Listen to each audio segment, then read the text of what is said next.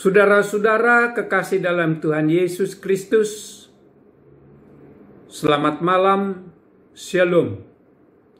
Firman Tuhan yang akan kita baca malam ini tertulis di Yesaya 40 ayat 1 sampai dengan 5. Sebelum pembacaan firman, marilah kita berdoa.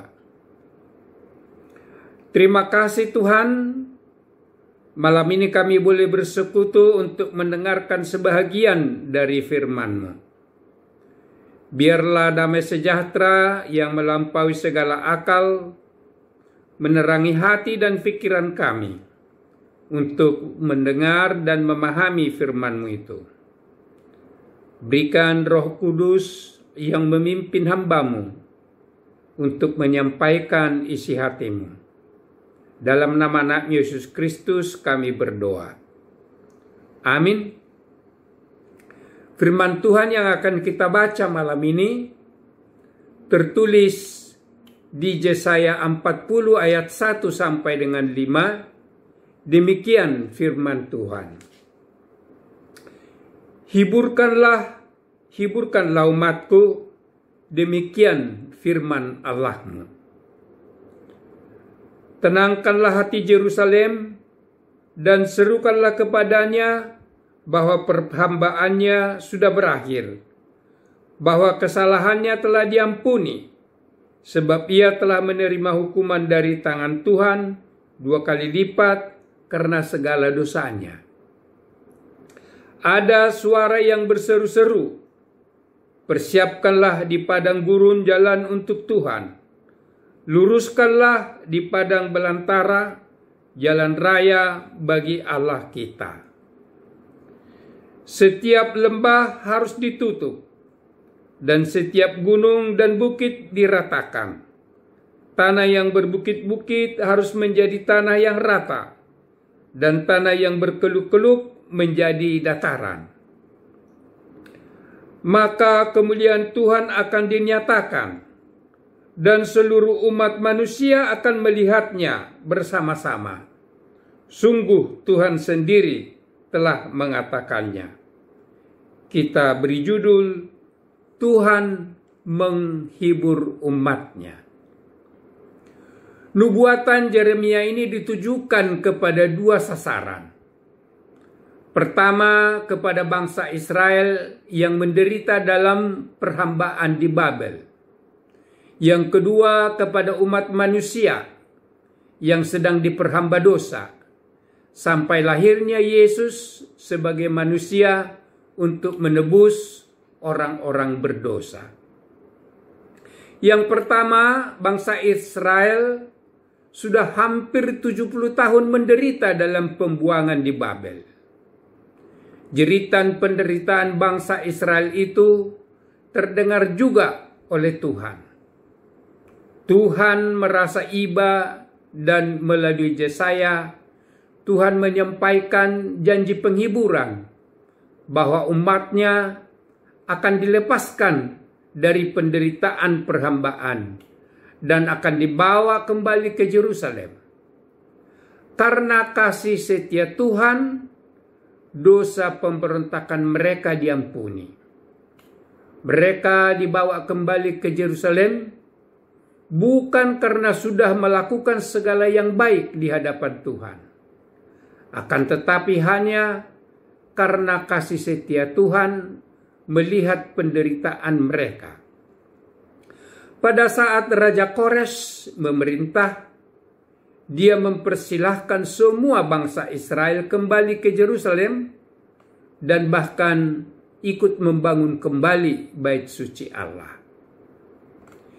Yang kedua, nats ini mengacu kepada Yohanes Pembaptis yang berseru-seru di padang gurun untuk meminta semua orang bertobat, mempersiapkan diri, menyambut Raja Damai, yaitu Yesus yang lahir dari Roh Kudus melalui seorang anak darah, Maria, yang sedang bertunangan dengan Yusuf dari keturunan Daud.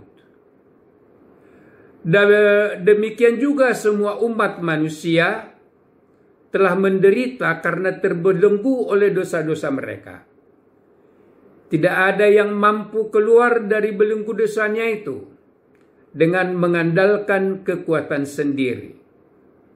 Hanya dengan kasih setia Tuhan, manusia dapat keluar dari penderitaan perbudakan dosa itu, yaitu melalui penebusan Tuhan Allah sendiri, dengan rela turun ke bumi sebagai manusia Yesus, yang kemudian disalibkan menggantikan umatnya.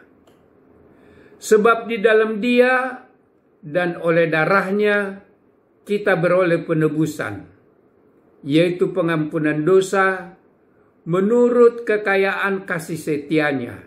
Demikian tertulis di Efesus 1 ayat 7. Jika kita mengaku dosa kita, maka Ia adalah setia dan adil, sehingga Ia akan mengampuni segala dosa kita dan menyucikan kita dari segala kejahatan. Tertulis di 1 Yohanes 1 ayat 9. Kita dihibur dan diselamatkan karena kasih setia Tuhan di dalam Yesus Kristus, yang kelahirannya akan segera kita rayakan. Dalam menyongsong pesta merayakan Natal tersebut, kita harus meluruskan hati dan pikiran kita supaya terfokus kepada Yesus. Kita meratakan segala lembah dan bukit nafsu kedagingan kita, supaya kita tidak tergelincir lagi ke lembah dosa yang membawa kita ke jurang maut. Saudara-saudara kekasih dalam Tuhan Yesus Kristus, di dalam memestakan Natal ini, kemuliaan Tuhan harus kita nampakkan dengan ucapan syukur. Kita bersyukur karena Yesus yang kelahirannya akan kita pestakan telah menyelesaikan utang dosa kita melalui penyalipannya di Golgota. Melalui pengorbanan Yesus, pelanggaran kita sudah diampuni dan dosa kita sudah ditutupi. Sebagai firman-Nya mengatakan, berbahagialah orang yang diampuni pelanggarannya, yang dosanya diampuni. Berbahagialah manusia yang kesalahannya tidak diperhitungkan Tuhan dan tidak berjiwa penipu. Tertulis di Mazmur 32 ayat 1 dan 2. Saudara-saudara kekasih dalam Tuhan Yesus Kristus, Nats ini juga merupakan penghiburan bagi kita sekarang ini. Sepanjang tahun ini, beberapa di antara kita mungkin dirundung duka karena ditinggalkan oleh seseorang yang dikasihi. Sebagian di antara kita masih menghadapi pergumulan karena sedang sakit atau menghadapi tekanan ekonomi. Tapi Natal membawa kabar penghiburan dan sukacita, karena Yesus membawa damai sejahtera. Inilah penghiburan dan sukacita kita memestakan Natal ini. Bahwa kasih karunia dan damai sejahtera dari Allah Bapa kita dan dari anaknya Tuhan Yesus Kristus menyertai kita sekalian di akhir tahun ini dan menyongsong tahun 2021 yang akan datang. Amin. Mari kita berdoa.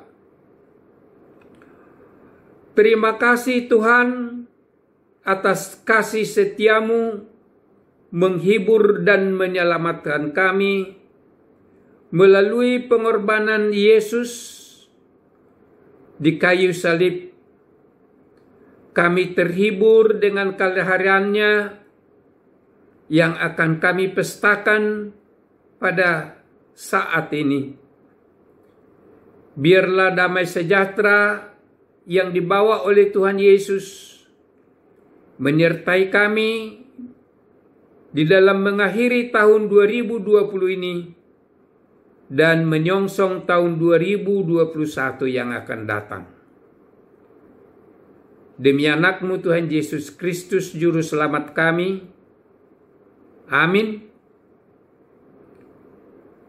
Selamat malam. Tuhan memberkati kita.